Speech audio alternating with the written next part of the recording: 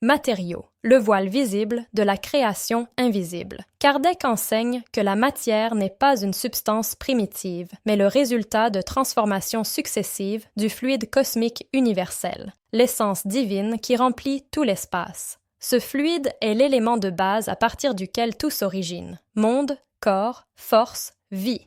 Dieu, par son intermédiaire, manifeste la pensée créatrice qui donne forme à l'univers. Ainsi, la matière n'est ni indépendante ni éternelle. Elle est mutable et transitoire. Tout ce qui existe dans le monde matériel est soumis à la transformation, de la naissance à la dissolution. Rien n'est détruit, mais tout se convertit en de nouveaux états. Voici la loi de conservation et de renouvellement qui gouverne la création. Kardec explique que les sens humains perçoivent seulement la matière dans ses formes denses. Mais il existe des degrés infinis de subtilité dans la substance universelle, du solide à l'éthéré, invisible aux yeux, mais aussi réel que ce que nous touchons.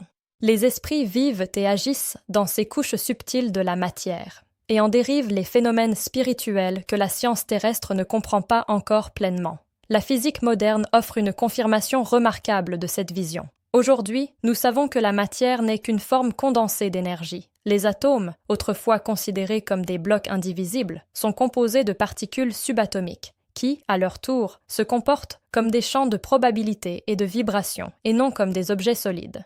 La matière et l'énergie sont, en réalité, deux états d'une même réalité, comme l'a montré Einstein dans sa célèbre équation E égale mc au carré. Ce que Kardec appelait fluide cosmique universel, la science le reconnaît aujourd'hui comme des champs fondamentaux d'énergie qui imprègnent l'espace et donnent naissance à la matière visible. La cosmologie confirme également cette unité. Il est observé qu'une petite partie de l'univers est composée de matière connue. Le reste, environ 95%, est constitué d'énergie sombre et de matière sombre, invisible, mais qui détermine le comportement des galaxies. L'invisible, donc, soutient le visible, exactement comme l'espiritisme enseigne que le monde spirituel soutient le matériel. Pour Kardec, comprendre la nature de la matière, c'est comprendre le rôle de l'esprit. L'esprit est le principe intelligent de l'univers, la matière, l'instrument qu'il utilise pour se manifester et évoluer.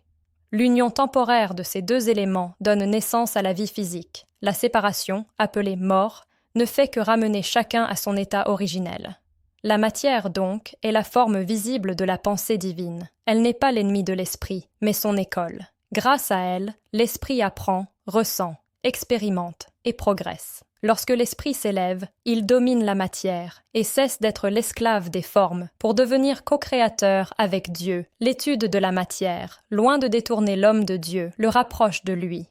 Car plus l'homme pénètre dans l'intimité de la substance, plus il trouve d'ordre, d'intelligence et de but. La science, en dévoilant l'atome et le cosmos, révèle le même principe que le spiritisme proclame. Tout est vie, vibration et pensée en action. Si ce message vous a inspiré un nouveau regard sur la nature, partagez-le. Car comprendre la matière, c'est commencer à percevoir l'esprit qui vit en tout.